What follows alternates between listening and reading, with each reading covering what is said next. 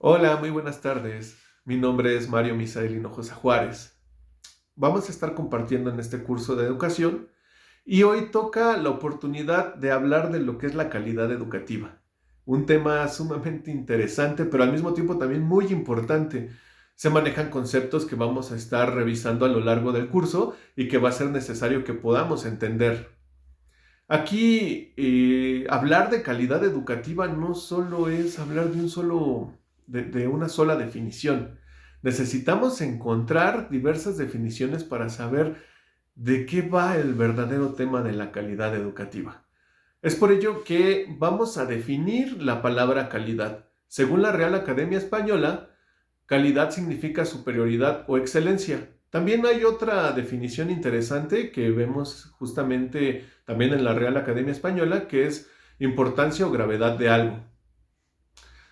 Si revisamos las dos definiciones, para encontrar esa superioridad o excelencia o esa importancia o gravedad, tenemos forzosamente que evaluar.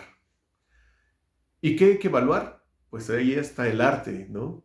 Aquí tendríamos que evaluar la calidad educativa, pero es importante revisar ciertos cuestionamientos, como quiénes crean los criterios de evaluación o de calidad, qué mecanismos hay para evaluar, cuáles son las consecuencias cuando se evalúa, ¿no?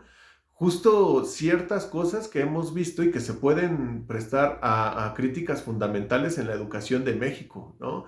Con las diversas pruebas que han estado emergiendo de los años pasados y que al final no nos han dejado muy bien parados ni en niveles básicos, ni en niveles medios ni superiores, porque son pruebas que justamente se necesitan estandarizar para los países y al parecer a México le ha faltado un poquito esa parte, ¿no? Vamos a revisar un poquito antes qué es lo que nos dice la UNESCO. Esta organización, en un desplegado que hace que se llama El Imperio de la Calidad, aborda la calidad educativa desde tres paradigmas: el humanista, el conductista y el crítico, que son como los tres más famosos que tenemos en el trayecto de lo que es la educación. Estos indicadores son muy diferentes y al mismo tiempo también intentan abordar lo que es la calidad para la educación, pero recordemos que el paradigma humanista, conductista y el crítico no se parecen justo en nada, ¿no? Este mismo problema lo vamos a encontrar en la literatura, porque la literatura se va especializando cada vez más y lo aborda desde diferentes puntos, así como también de diferentes corrientes, incluso de diferentes materias, ¿no? Cuando la literatura se especializa, sí hace una diferencia entre los niveles básicos, intermedios, superiores y universitarios, debido a que justamente para los especialistas de la educación, no se pueden abordar de igual manera, así como tampoco se pueden medir de la misma manera ni evaluar justamente de una forma estandarizada. Bueno, nos remontaremos a a lo que nos dice Freire. En 1972 Freire eh, identifica que el alumno tiene diferentes formas de aprender según cómo hayan sido sus raíces históricas o socioculturales. Temas muy importantes en los alumnos. ¿Por qué? Bueno, pues entonces hay que explicarlo a través de un ejemplo. Un alumno que tiene 7 años y que vive en la costa, digamos, Guerrero, pues tiene diversos temas que no se parecen en nada a los de un alumno de la Ciudad de México, ¿no? No quiere decir que los niños no tengan la misma edad, claro, tienen la misma edad, pueden tener el mismo conocimiento, pero ¿desde dónde se va a abordar ese conocimiento? Es aquí en donde Freire identifica que las raíces históricas de cada uno de esos alumnos van a tener cierta carga social para aprender, desde valores hasta lo cultural. ¿Qué se le va a enseñar a ese alumno? ¿No? Pues es aquí en donde las dos educaciones, tanto la formal como la informal, se van a combinar, van a ser una mezcla y aunque no se quiera, al final estas raíces históricas y socioculturales van a tener un impacto en el aprendizaje del alumno. El alumno de la costa quizá esté como más familiarizado con cambios climáticos que traigan un ciclón o pues un huracán, ¿no? Aquí en la Ciudad de México no estamos acostumbrados a eso. Él va a aprender de esa manera. Y bueno, pues claro, desde la historia y hasta los momentos en donde sus círculos sociales le enseñan cómo protegerse de estos fenómenos naturales, pues el niño que habita en la Ciudad de México tal vez no tenga idea de cómo protegerse de ellos, ¿no? Justo Freire en 1972 nos habla de esto. Yo se los estoy explicando a grandes rasgos, pero lo retomo porque para evaluar una calidad educativa, pues tendríamos que empezar desde qué se va a evaluar y a quién se va a evaluar geográficamente en dónde están paradas estas personas, ¿no? Y lo fundamenta justamente en 1996 Sander, que es de Brasil, después Flecha, que él es un autor de España, lo ve en 1998 y en el 2004 Laval en Francia, ¿no?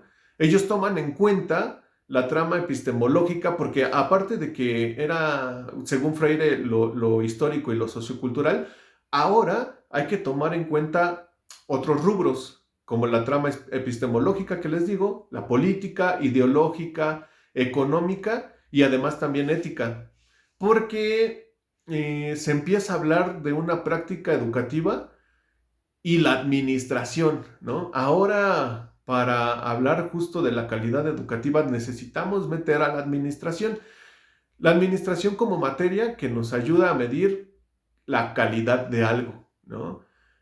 Pero todos los temas como lo que es la política y la ideología no se pueden dejar fuera, menos la parte económica, ¿no? Y de la ética, pues justo dentro de la materia ética tendremos que revisar cuáles son las raíces de cada uno de esos alumnos, ¿no? ¿Qué es lo que le preocupa a cada uno, ¿no? Esto nos lleva justamente a revisar la parte de lo que es la familia de estos estudiantes y con ello pues se va complicando, si se dan cuenta, la medición de la calidad educativa, porque ya ahora no nada más se queda en las diferencias de las especialidades o los paradigmas, ¿no? Sino que ahora ya hay que tomar en cuenta epistemología, toda la parte social, política, económica, ética, de valores, ¿no? Y bueno, pues se va haciendo un cúmulo y una bola de nieve porque ahora ¿qué hacemos, no? Para Ángulo Rasco, en 1999, él nos dice que fue necesario que el mismo Estado hiciera ciertas cosas y mejoras para la educación y para que se diera una calidad educativa. ¿Cuáles fueron según él? Bueno, se empezaron a implementar altas tasas de escolarización. También se implementa dentro de los institutos una administración educativa que sería el control escolar ahora, cómo se va a llevar a cabo el material. Por ejemplo, el control escolar nos lleva los recursos humanos, cómo los vamos a emplear, cómo vamos a emplear también los recursos económicos, qué se va a hacer, qué mejoras, qué hay que quitar, qué hay que poner. Bueno, todo eso la administración educativa es la que se debería encargar.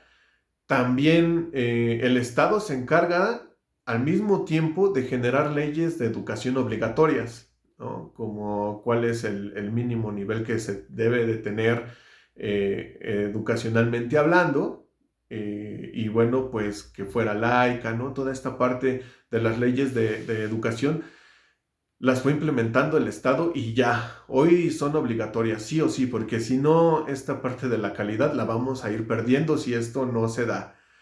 y la generalización del proceso escolar. Acuérdense, fue Angulo Rasco en 1999 quien nos habla de estos 4 puntos importantes.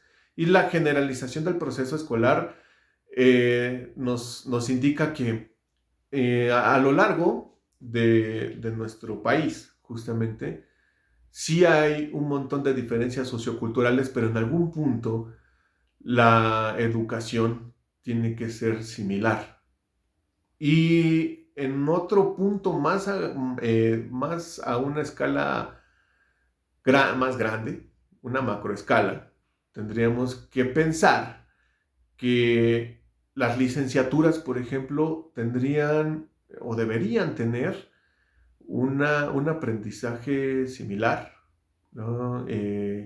Un conocimiento similar al de México y Francia, ¿no? Se tendrían que ver autores muy similares, teorías similares, ¿no? Ya se llame la materia que sea. ¿Para qué? Pues para que la calidad educativa esté justamente equilibrada, que no haya más educación en un lado que en otro, o que las educaciones simplemente no sean compatibles, ¿no? Que en México se esté enseñando cosas que son obsoletas, por ejemplo, para Europa. Esto hablaría de que la calidad educativa no está siendo algo parejo en todo el globo terráqueo. ¿Por qué se da esto? Pues justamente en la época del neoliberalismo se empiezan a manejar diversas cosas. También Angulo Rasco,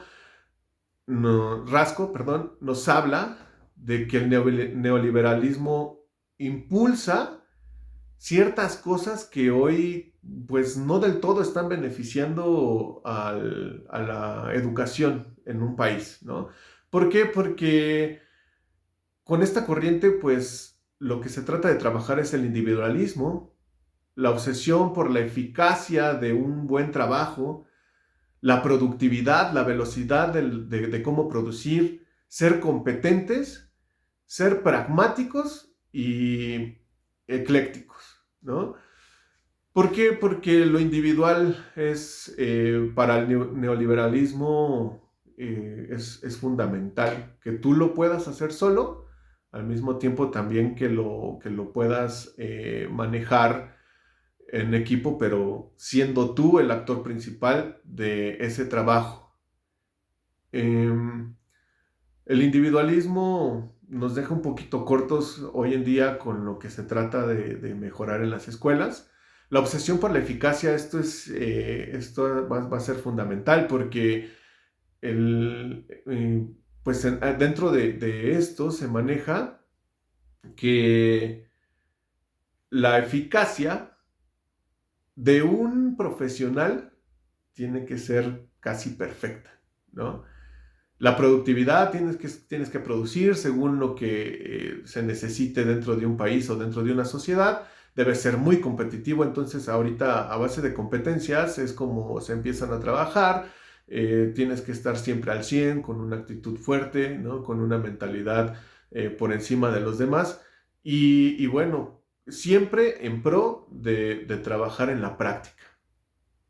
Como se podrán dar cuenta, hablar de calidad educativa nos deja en un área, pues, compleja, ¿no?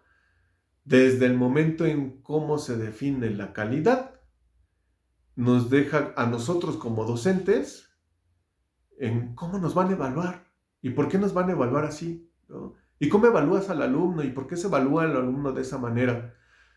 Las personas que trabajen en el sistema de la Secretaría de Educación Pública tendrán muchos ejemplos de cómo han intentado evaluar a los docentes y por qué ha habido tanto problema con esa evaluación docente, ¿no? Al mismo tiempo, por qué se han hecho evaluaciones a los alumnos y por qué México no ha estado supuestamente en el nivel que pretenden estar, ¿no? ¿Se está enseñando realmente con calidad? Si sí se está enseñando con calidad, entonces ¿por qué tenemos esos niveles?